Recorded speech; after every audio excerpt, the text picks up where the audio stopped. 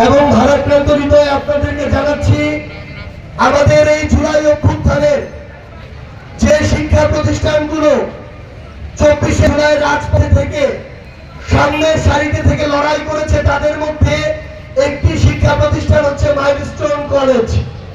কিছুক্ষণ পূর্বেই একটি প্রশিক্ষণরত বিমান মাইলস্টোন কলেজের যে স্কুল শাখার যে বিল্ডিং তার উপরে বিধ্বস্ত হয়েছে।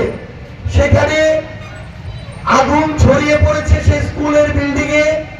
আমাদের অসংখ্য ছোট ভাই বোনেরা যারা স্কুলে পড়ে তাদের হতাহতের আশঙ্কা রয়েছে।